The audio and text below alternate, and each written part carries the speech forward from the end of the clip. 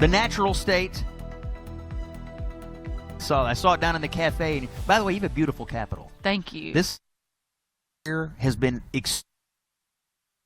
I know this sort of attitude is set at the top. You got it. And, of course, you've spent a lot of time in the Capitol and in the governor's mansion in your life because you were the governor here, and he's now our ambassador to – I saw him last summer when I was in Israel, and I'm going to see him again in February when I go over there. I assume you're talking to him on a regular basis. How is Ambassador Huckabee doing? He's the right man at the right – of the most consequential diplomatic job I have. Oh, well, it really my dad was made for what he's ever done in his life. This moment prepared him to be the ambassador. He's totally exhausted, but he loves every minute of it. And he's so passionate about the people and there, and such just I think a steadfast presence in what is a very chaotic and difficult place to be. But he's doing chance to go with my family at Christmas. It's time to be there and experience and go to places where he walked. To hear my dad explain and tell and kids why Israel is so important, why why he wanted to be there and sacrifice serving. Could have picked any diplomat prepared in particular job than Mike. I mean, I think when he was telling Israel like 200 times or something in his life. He knows people in every corner of the country. He knows the history. And now with this Middle East peace situation going on, something that I think people couldn't have imagined. And it's in this war, bring home the living hostages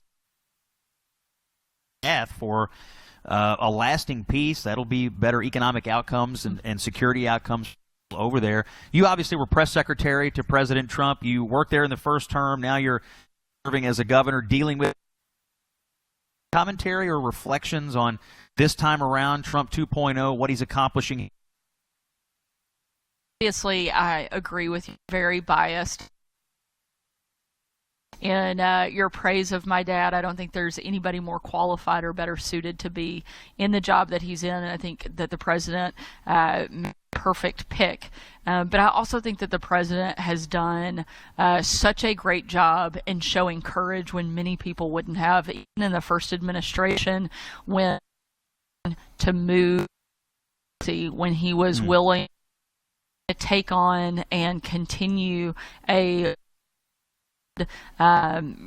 relationship with Israel and never once backing away from it.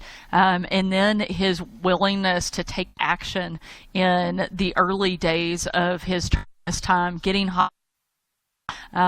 He has leaned in a way that has made me very, very proud of him being back in the White House, and also very thankful since my dad is in what was a war zone, and for him to bring that level of stability to that region of the world, I don't think have given him nearly enough credit for what he's been able to accomplish. Got about a minute to go, Governor. I'll give you a personal question. You're raising a young family here in the governor's office. Great public service. Everyone love you. They learned about you and met you press secretary. Are we going to see Governor Sanders back on the national stage at some point in the future? You know, right now my goal is to get reelected as the governor of Arkansas.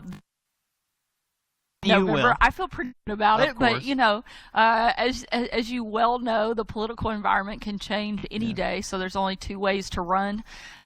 There was a famous politician that used to say that there's only two ways to run: scared, opposed. And since I'm not opposed, we'll run like we're 20 points behind. Proud of what we've been able to accomplish here in the state. I think people recognize that, and I'm excited for November. For full shows, live and on demand, it's Salem News Channel.